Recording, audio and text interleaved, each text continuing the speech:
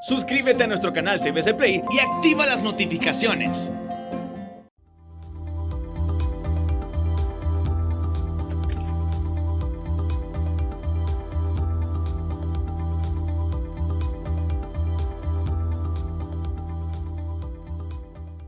Hola, ¿qué tal? ¿Cómo están? Qué gusto saludarles una vez más al banquillo para dialogar sobre temas que son noticia, temas que son trascendentes, pero sobre todo aportar a la sociedad con generadores de opinión, personajes que hacen noticia sobre temas que interesan a la sociedad en general. Y hoy un tema bastante complejo, la ola de violencia en contraste con las políticas de seguridad ciudadana de las que el Estado presume y dice son gran parte de sus principales logros.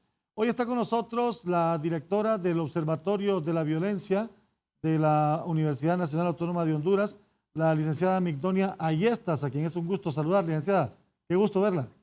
Muchas gracias, Aldo, y gracias por la invitación al banquillo para hablar de un tema trascendental, porque de eso se debate la vida o la muerte de muchas personas que difícilmente el Estado debe proteger y de las instituciones que deben servir y proteger.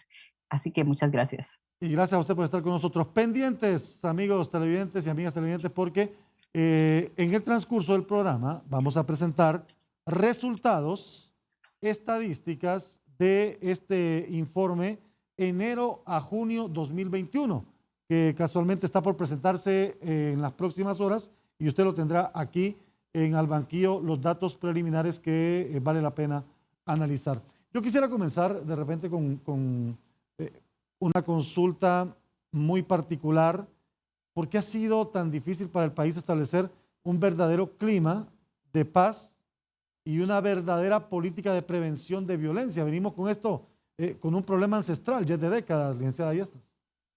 El problema de la violencia y la criminalidad es que generalmente se atacan las causas las consecuencias de la violencia directa, lo que podemos ver, los homicidios, las agresiones, los robos, los hurtos, y hacia ahí se enfocan las políticas públicas, pero difícilmente se pueden trabajar, y eso es lo que hace falta, es la violencia cultural, lo que subyace en la gente que hace que a la menor provocación la gente pueda ser o no violenta. Y eso se vuelve un problema porque también está esa estructura que hace que esa violencia se perpetúe y se mantenga. Y ahí es donde estamos hablando de esa violencia estructural, precisamente porque las estrategias y los enfoques de la seguridad que se presentan tienen que ver a un enfoque más reactivo de la seguridad. O sea, hay tantos homicidios, entonces vamos a hacer una estrategia para los homicidios. Hay estrategia para robos y demás, pero no para establecer acciones que tengan que ver con la cultura, enseñarles a las personas a fortalecer sus capacidades y poder para que puedan desarrollar resiliencia o que puedan decir no a la violencia. Por eso es que difícilmente pasamos del control y la disuasión de la violencia. Y obviamente esa es la tarea de muchas de las fuerzas del orden. Y ahí es donde falta que desde la persona, la familia, la sociedad puedan establecer estrategias para prevenir la violencia. Y esa es una de las acciones que has hecho falta en los últimos tiempos. Comencé con esta pregunta porque yo recuerdo gobierno tras gobierno han venido planteando políticas de seguridad a las que no se les da continuidad. Es decir, cada gobierno que llega cree que tiene la varita mágica para solventar el problema de la inseguridad y lo ataca de cierta manera. Y 4 años después hay un cambio de políticas, cuando hay cambio de timón, raras veces se le da continuidad. En los últimos 12 años, que han sido gobiernos de un mismo partido político, si bien el enfoque estratégico en seguridad ha sido el número 1 para ellos, es decir, ahí va orientada su política pública más fuerte en esa área, los resultados son muy poco visibles y a menudo están haciendo cambios que no permiten esa continuidad. Es que cuando el enfoque de la seguridad ciudadana usted solo lo pone para el control y la disuasión del delito y no para la prevención, entonces difícilmente va a establecer una estrategia a futuro porque son acciones más reactivas. Y pueden pasar 12 años que bien hubiésemos establecido una estrategia. Y sabemos que veníamos muy mal de gobiernos y más bien de décadas anteriores. Desde el 2005, el Observatorio Nacional de la Violencia ha establecido en tiempo, en persona y en lugar lo que está ocurriendo en el país. Pone el foco y georreferencia el municipio, el departamento y la región donde ha sido más violenta. Y obviamente se han enfocado en esas estrategias, obviamente para llegar a esos departamentos, pero solo para reaccionar ante el fenómeno. Pero el fenómeno de la violencia y la criminalidad es multicausal. Y ahí es donde también debemos analizar esas causas estructurales que promueven y muchas veces avalan la violencia, como por ejemplo la pobreza. ¿Qué hacemos con tantos pobres en este país? ¿Los mandamos fuera para que se vayan a trabajar y nos manden remesas? Esa puede ser una estrategia de un gobierno, pero ¿realmente queremos que nuestros conciudadanos se vayan? ¿O les mejoramos sus condiciones de vida, de educación, de salud, para que decidan quedarse en Honduras? Porque también podemos analizar lo de quiénes son los que se van. Estamos perdiendo nuestro capital, Claro. que es la niñez y la juventud en el país. Entonces, depende de dónde lo estén enfocando para que podamos analizar. Pero si lo definimos, ¿qué es? Más policías, más militares, más aviones, más buques, más barcos, más armas, más logística, más construcciones de postas policiales, que está bien que mejoren las condiciones de los policías, o más centros carcelarios, entonces ya sabemos cuál es el enfoque. Pero sí, construimos escuelas guías técnicas o escuelas experimentales, les mejoramos las condiciones de las escuelas en los barrios y en las colonias, les construimos un buen centro de salud o un buen sésamo para que el acceso a la salud de los que no tienen un seguro social pueda ser lo más rápido y cercano al barrio, entonces sí estamos mejorando su condición de vida. Pero solo mandar y instalar una posta policial en un barrio sin que esta posta se relacione con la gente, por lo menos que vive a las 4 cuadras a la redonda de la posta, difícilmente vamos a mejorar nuestra seguridad, porque si georreferenciamos una palabra clave, porque podemos decir aquí están ocurriendo estos fenómenos, entonces podemos ver que muchos de los casos de homicidio están ocurriendo en esas 4 cuadras a la redonda donde está instalada una institución o una posta policial o militar. Y ahí es donde es necesario que podamos analizar qué clase de seguridad es la que necesitamos. Porque vea, Aldo, cuando decimos, bueno, en el año 2019, el 2020, cerramos con una tasa de 38.9 por cada 100.000 habitantes. Y sabemos que veníamos de una tasa tan alta como 85.5 por cada 100.000 habitantes. Sí. Y hemos disminuido.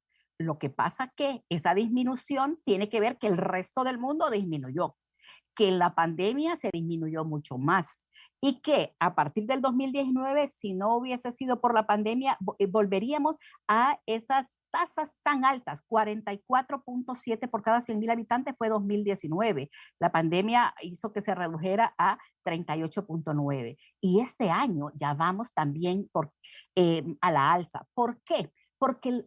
Porque si no atendemos, si vemos que el fruto es los homicidios, los hurtos, los robos, la violencia contra las mujeres y las niñas, el maltrato infantil, la violencia doméstica, la violencia intrafamiliar, que es lo que vemos, pero además lo que no estamos viendo, y si le sumamos la percepción de la inseguridad, a pesar de la disminución, la gente, los ciudadanos mayores de 18 años, están pensando que este es un país inseguro y que lo va a estar en los próximos años. Y obviamente, si lo analizamos, esa percepción es una realidad porque vemos las tasas más altas de 8.8 en la tasa de homicidios que la OPS, la OMS ha establecido. Es decir, si tenemos 38.9 por cada 100.000 habitantes, casi no es 4 veces más alta.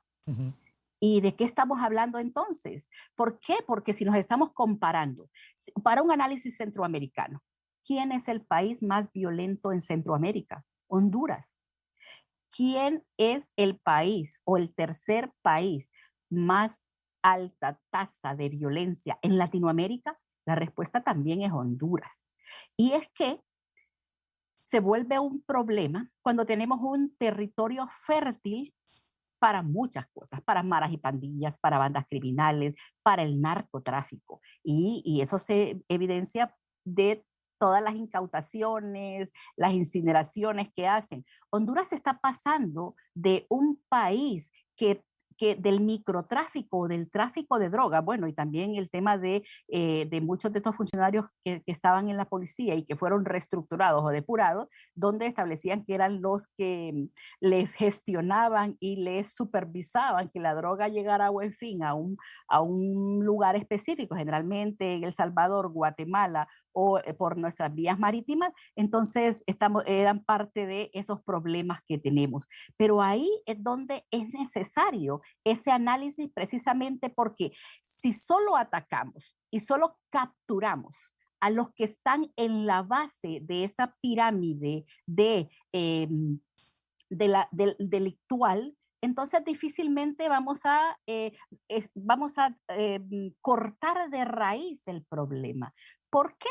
Porque siempre los peones son fáciles de reemplazar, pero si sabemos que el cerebro de estos problemas al autor intelectual lo capturamos y lo judicializamos, obvio, y no lo dejamos ir, como ha ocurrido con alguien de las maras y las pandillas, ¿no? Entonces ahí es donde vamos a dar golpes certeros en este problema, porque capturar a mucha gente, como nos los han presentado en estos últimos años, lo único que ha hecho es llenar o hacinar a los centros penitenciarios que muchos le han llamado bodegas humanas, porque a lo único que van es allá a estar encerrados y a que los mantenga el Estado, obviamente, ¿verdad? Porque tiene que dar alimentación y vigilar que su integridad física, mental esté en las mejores condiciones. Y Entonces amparado se en esto, vuelve todo un problema.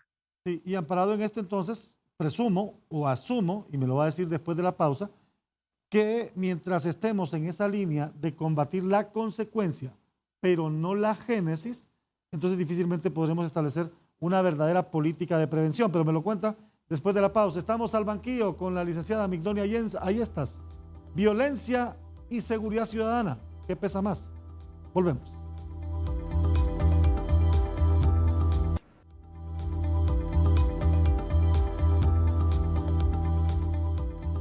La situación de la violencia y las políticas de seguridad ciudadana, estamos analizándolas hoy aquí en Al Banquillo con la licenciada Migdonia Ayestas. Dos consultas puntuales antes de proceder a ver los cuadros que ustedes van a presentar en las próximas horas de datos preliminares de cómo está el tema de los homicidios de enero a junio 2021. Dos consultas puntuales. La primera de estas. Si usted tiene una política de seguridad estatal, que no es solamente de este gobierno, que viene de gobiernos anteriores, desde incluso el gobierno del expresidente Reina, cuando se habla de transformar un servicio militar a voluntario, a educativo, después aparecen con un servicio militar cívico, y empiezan una serie de transformaciones, pasando por la ley antimaras, hasta terminar con construcciones de cárceles de máxima seguridad. El mensaje que usted está dando es que somos verdaderamente un país muy violento, ya no es una percepción, esto es una realidad. Definitivamente, cuando uno va por un barrio, una colonia o una ciudad y ve tantos policías y militares que están resguardando una ciudad, la gente que conoce el tema de seguridad ciudadana dice, esta zona es de peligro. Esta zona es violenta y debo tener cuidados y debo saber dónde y cómo moverme. Y eso es lo que nos han mandado y nos han establecido en estos últimos tiempos. Y es que cuando ponemos el punto solo en control más leyes, ya decía, y podemos dejarlo en más leyes, más inversión, más presupuesto y más policías y militares, entonces eso es lo que estamos estableciendo. Cuando realmente hemos construido cárceles de máxima seguridad en el país, pero no se nos ha demostrado que las estrategias tienen que ir a la prevención.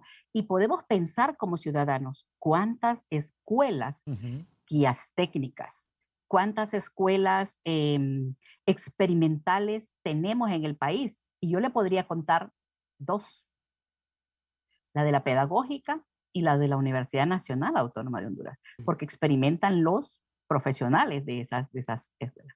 Pero las guías técnicas se olvidaron de ellas como estrategia.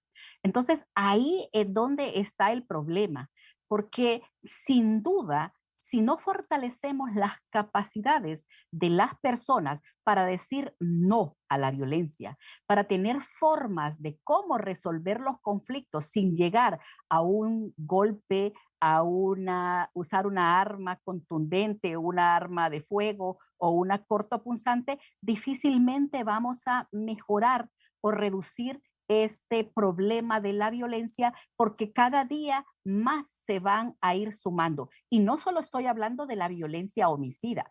Cuando un padre y madre de familia o cuando un hombre resuelve el conflicto de manera violenta hacia una mujer, que generalmente es su pareja, y que sus hijos e hijas están viendo cómo su padre se comunica, que es a través de el poder de la fuerza, entonces ese niño está aprendiendo que los hombres así mandan y que tienen el control y que a futuro él, cuando establezca relaciones, lo va a hacer igual.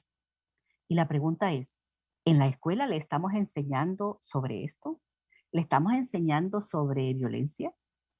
Y digo en la escuela, no reducto, ¿no? Porque yo diseñé una propuesta de prevención de violencia en la escuela y la familia que todavía sigue funcionando en el Instituto Técnico Luis Bográn y que también como ampliación de esta propuesta sigue funcionando en el Instituto La Fraternidad y atendiendo todo el municipio de Juticalpa en Olancho. Yo digo como una estrategia de Estado, porque si bien es cierto, estas fueron experiencias pilotos para que vieran que se podía y que desde la instancia del Estado se podía prevenir la violencia y enseñarles a los niños factores de riesgo, factores de prevención para que fueran no violentos, no se pudo ampliar porque es una decisión política. Y vea, es más fácil prevenir que controlar la violencia. Totalmente. Y cuando ese niño se convierte en adulto, disculpe que le interrumpa, cuando ese niño se convierte en adulto y ve que a nivel de autoridades tampoco hay respeto a la ley, él irrespeta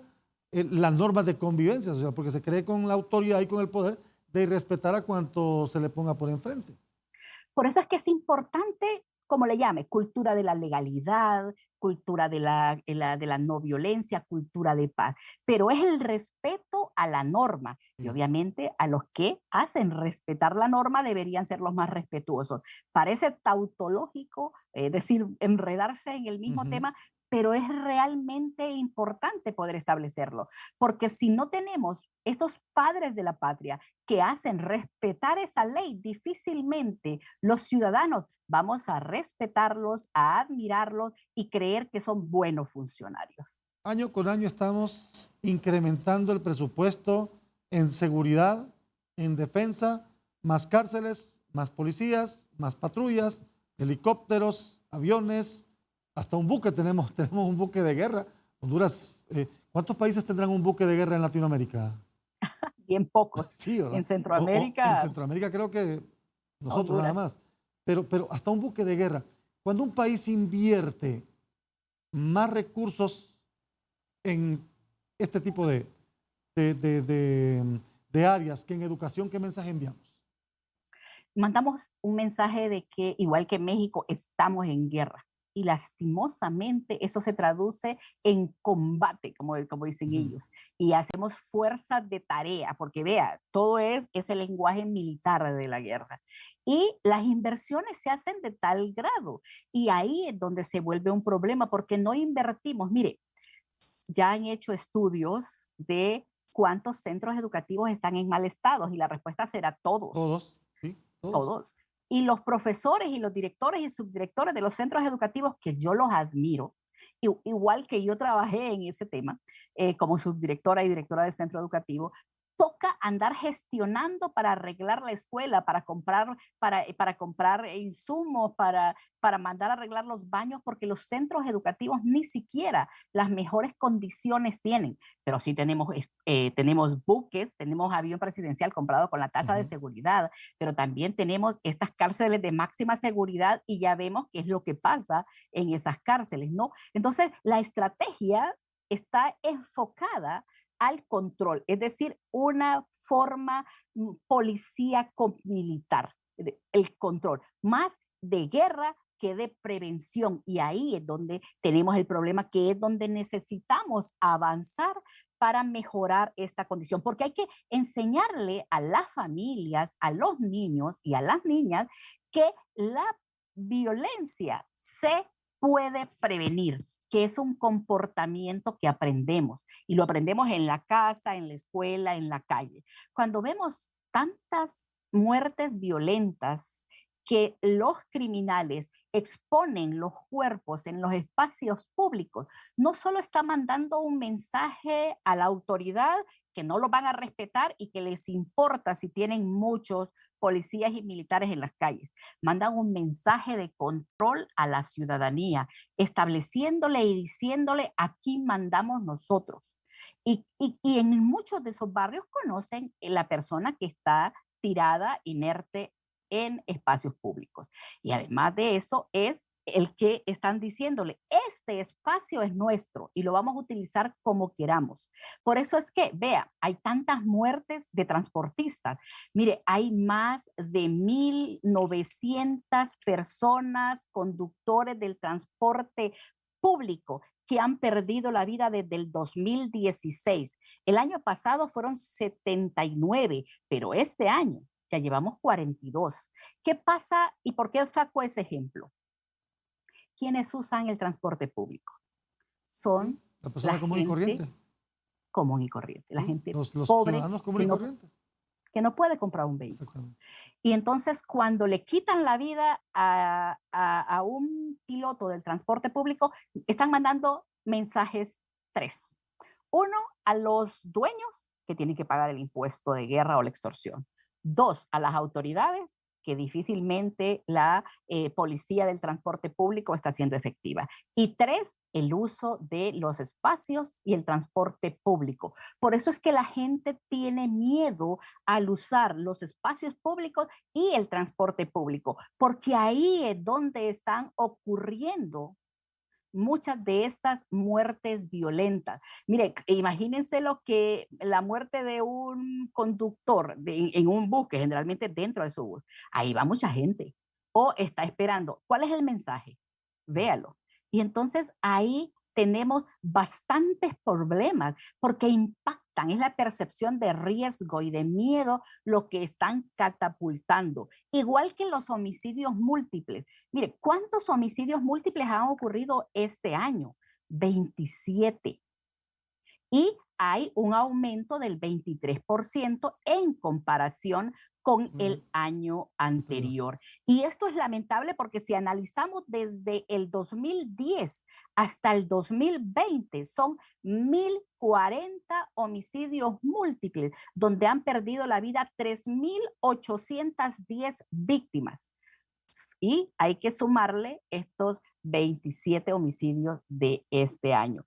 Y eso lo que hace es impacta. Por eso es que la gente establece que a pesar de las reducciones o de los aumentos del número de homicidios, la gente dice: este es un país inseguro y por lo tanto tengo que tomar las medidas para prevenir, y ahí compra candados, compra un perro para que ladre al menos, hace su casa que parece una cárcel de máxima seguridad. Y los que tienen mayor poder adquisitivo, entonces lo que hacen es al final comprarse un guardaespaldas, pagar guardia de seguridad privada, poner cámaras de seguridad en su casa. Vea, eso también tiene un costo en la seguridad personal de las personas.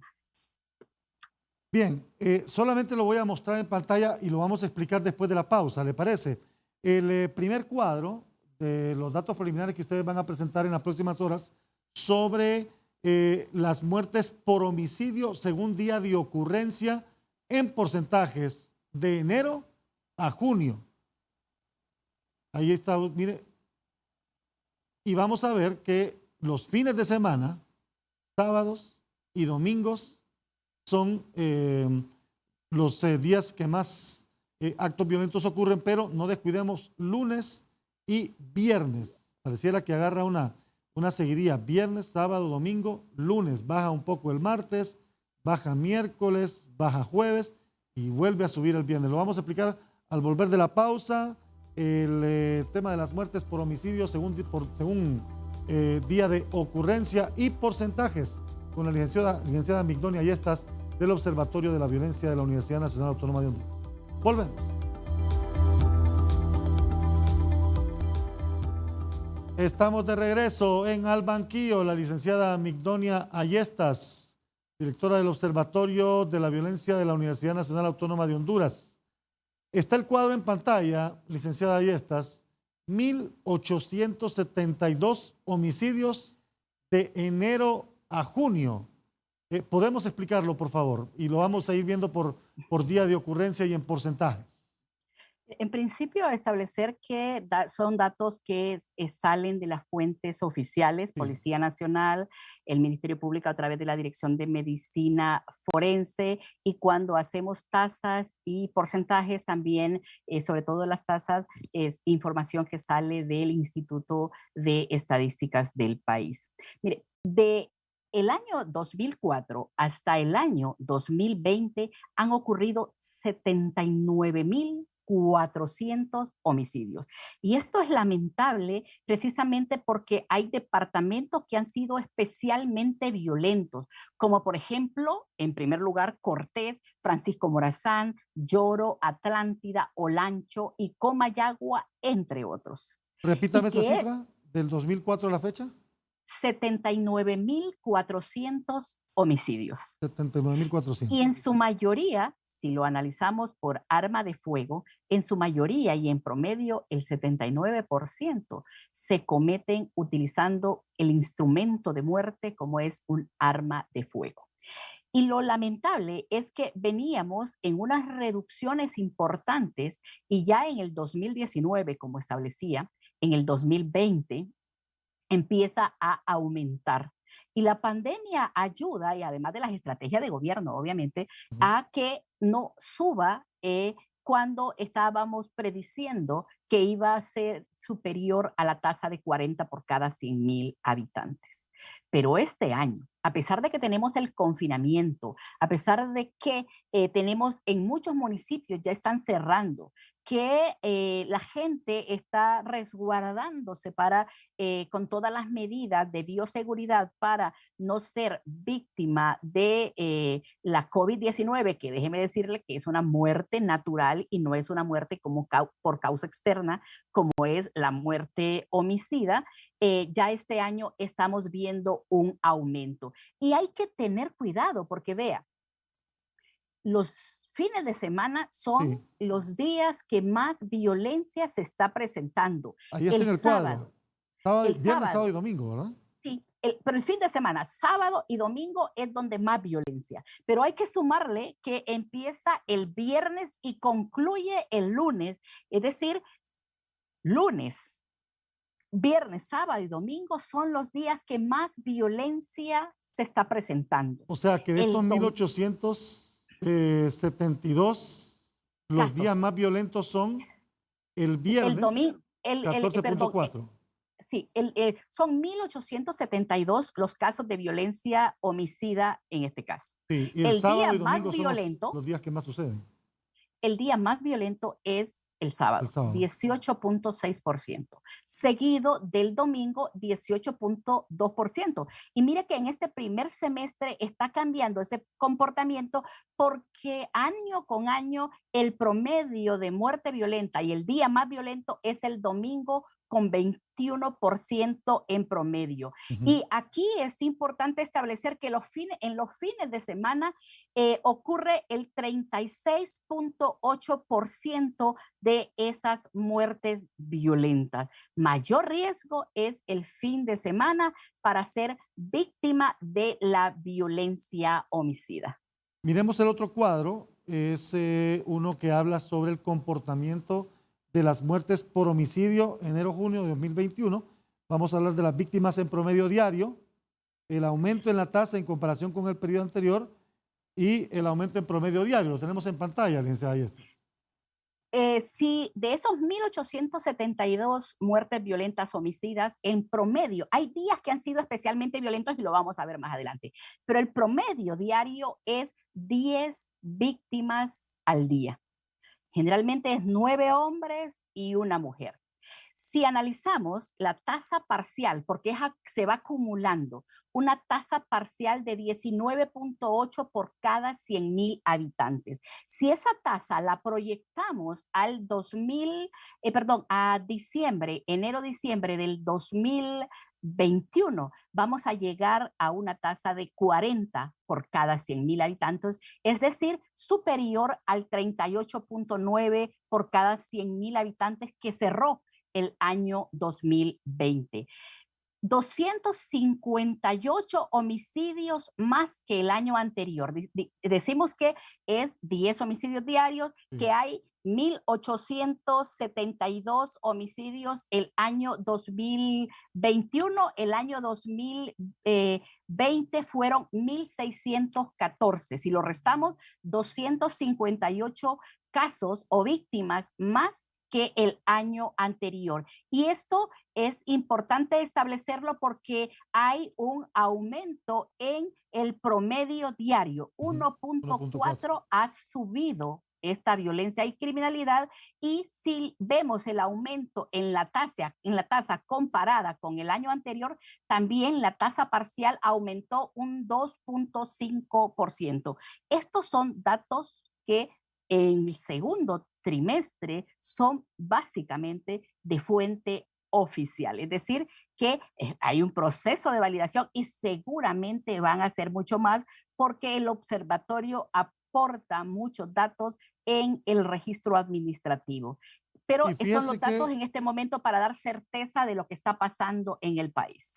Y fíjese que el siguiente cuadro es de los que más me preocupó. Y le digo que es de los que más me preocupó porque se confirma la percepción que yo particularmente tenía y que muchos sectores han venido declarando, expresando, que junio fue un mes altamente violento. Es decir, entre enero y junio es el mes más violento de lo que va del año. Y el segundo lugar lo ocupa el mes de marzo. Mire, el mes de junio, si ustedes ven, hicimos esta gráfica precisamente, nuestros ingenieros del Observatorio de la Violencia son muy detallistas en brindarnos este tipo de datos porque así puede entender la gente qué tan violentos estamos en este año. Vea, el 50.3% de la violencia y del mes más violento en este mes de junio son 9 días. Y ahí podemos establecer que están el 5 de junio, 21 homicidios, pero el 21 de junio fueron 25 homicidios. Es cuando nos escandalizamos porque eso solo se comparó con el mes de enero. El 1 de enero ocurrieron 34 homicidios, los días que más homicidios han aportado a este aumento. Mire, en 3 días del mes de enero ocurrieron el 24.7% del total de esos 287 homicidios. En el mes de febrero, que es el mes que hay una reducción, en 2 días ocurrieron el 13.3%. En todos los meses hay aumentos comparados con el año anterior, pero en los mayores aumentos están en el mes de marzo, que hay un aumento de 89 casos comparados con el año anterior, y el mes de junio, que se ha presentado un aumento de 94 casos. Y esto es lamentable porque es el mes que más violencia, pero los días que más violencia se presentaron. Ahí hay 9 días en comparación a los otros meses, que solo 3, perdón, o 2 días más violentos. Y esto es que hicimos y analizamos, vamos a poner los días más violentos de 17 para arriba.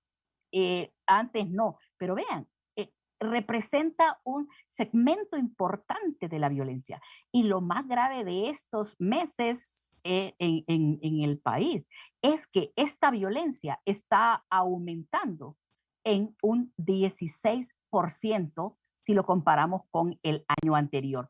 Pero que sea marzo y junio es especialmente preocupante, porque las estrategias que el Estado ha establecido en materia de violencia y criminalidad siguen siendo las mismas. Y la Totalmente. pregunta es, ¿por qué este mes y estos meses hay más violencia? Sí, ¿Qué fíjese que pasó? junio, perdón, más de la mitad, estamos hablando de 50.3, quiere decir que 900 infracción de los casi 1.872 homicidios se dieron en junio. Sí, sí, vemos 372 homicidios ocurrieron en junio, pero de esos 372 homicidios, el 50.3 ocurrió en 8 En 8 días. días específicos. Sí, esa es la interpretación correcta. El otro cuadro, según el mes de ocurrencia, y ahí vamos a ver algunos porcentajes, es el gráfico de barras que aparece ahí. Ahí hace un comparativo entre el mismo periodo en el 2020, ¿verdad? Lo que ya decía, solo el mes de febrero es donde ha disminuido en un 12% la violencia. Todos los meses siguientes, desde enero, que aumentó el 3.6%, el de abril, que aumentó un 16.3%, que luego se continúa con el mes de mayo, un aumento del 24.2%, y el mes de marzo, 37.1%, y el mes de junio, 33.8%. Todos han sido especialmente violentos. Y esto es una preocupación, porque hay muchas medidas que han establecido los municipios, que hay muchas medidas que han establecido en los departamentos para evitar, y que muchas estrategias que ha estado estableciendo el gobierno para poder reducirlas, y realmente vemos un aumento del 16% en los homicidios en el país. Ya es que llama poderosamente la atención.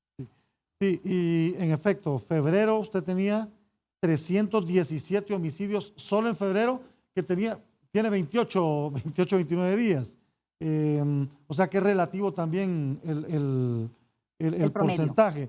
Y junio, 372, comparado con los 278 que se habían presentado en el mismo mes de junio del 2020. O sea que la diferencia es sustancial, más de 33% entre meses.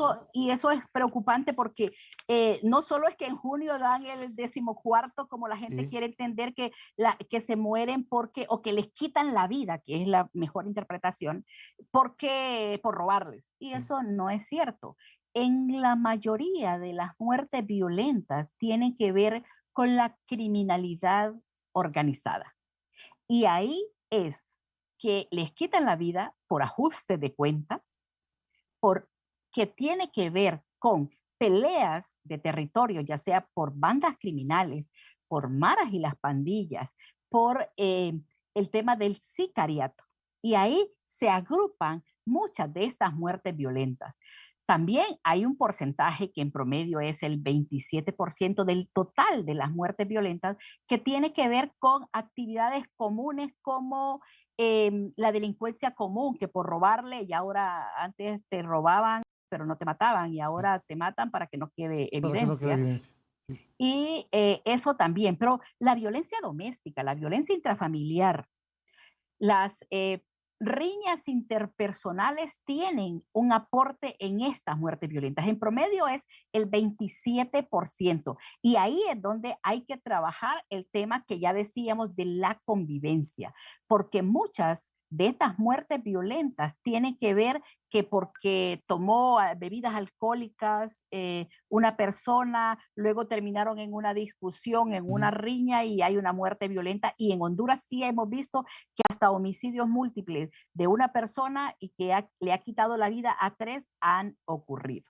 O que se quitan la vida entre ellos. Pero también tiene que ver con estas muertes violentas que tienen y que subyace en esa cultura patriarcal, que es la que están quitándole la vida a las mujeres en femicidio. Mire, todavía nos hace falta hacer el análisis de enero a junio o afinarlo, pero van más de 160 mujeres que han perdido la vida en estos 6 meses. Sí, y vamos a hablar sobre ese tema también al volver de la pausa. Estamos al banquillo, la licenciada Migdonia Ayestas, del Observatorio de la Violencia de la Universidad Nacional Autónoma de Honduras.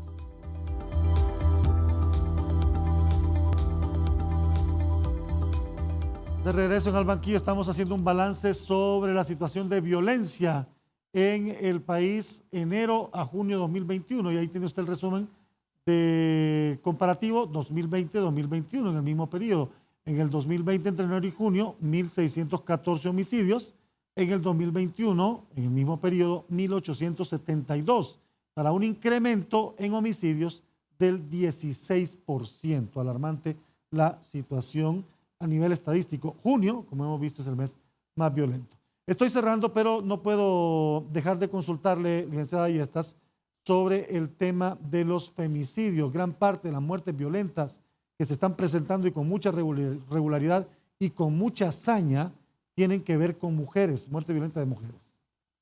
Sin duda es de preocupación y no solo para las mujeres que día con día están perdiendo la vida o son agredidas, porque en los últimos tiempos, desde el 2005 hasta el 2020, son 6.458 muertes violentas de mujeres y femicidios.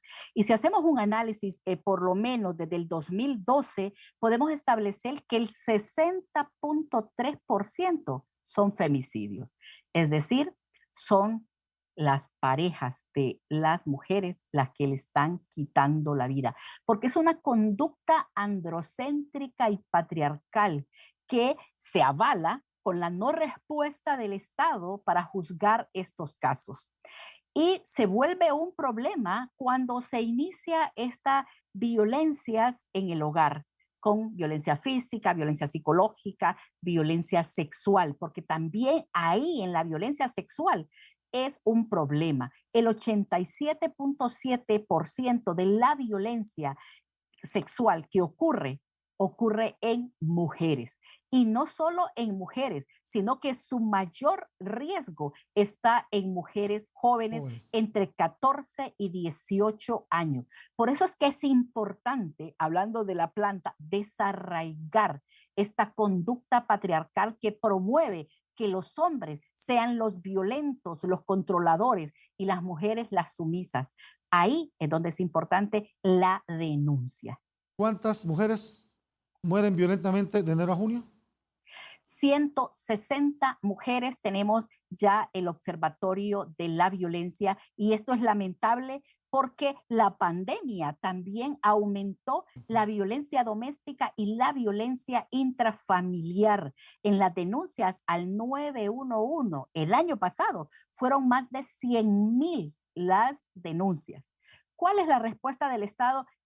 Tenemos que hacer otro banquillo, banquillo para poder definirlo. Totalmente. Porque el problema de esto es que cuando vemos que nuestras autoridades investigan poco y judicializan menos, entonces da pie o manda ese mensaje para decir los hombres pueden hacer lo que quieran con las mujeres porque total eso se va a quedar en el ámbito privado y eso no es cierto. Lo privado debe ser público y lo público debe entrar en ese análisis del Estado. ¿Subió en comparación con el mismo periodo del año pasado? Está subiendo. Y esos 327 fueron las muertes violentas de mujeres el año pasado. Y los meses donde más muertes violentas son diciembre y enero. Y estamos viendo que ya vamos en junio, que estamos en proceso de validación y ya van 160. Esto es lamentable. Porque ¿qué mensaje le estamos mandando a la sociedad? Porque lo otro, y el otro tema de esto es que muy pocos de los casos se judicializan. En promedio, si hay un análisis del 2019, 401 muertes violentas de mujeres y femicidios en el 2019. Se judicializaron 22 casos, es decir, el 95% de esas muertes violentas de mujeres quedaron en la impunidad. Es decir, que ahí solo tenemos un promedio del 5% de tasa de resolución. Interesante tema de analizar y le prometo que tendremos el espacio para poder evaluar esta situación. Agradezco mucho su participación, licenciada Yestas, y que nos haya compartido estas importantes estadísticas. No, muchas gracias a ustedes porque la violencia tenemos que aprender a desarraigarlas y que se vuelva un comportamiento no válido en el total de la sociedad. La licenciada Migdonia Ayestas, directora del Observatorio de la Violencia de la Universidad Nacional Autónoma de Honduras, con nosotros hoy en Al Banquillo. Gracias por su sintonía. Nos encontramos en una próxima.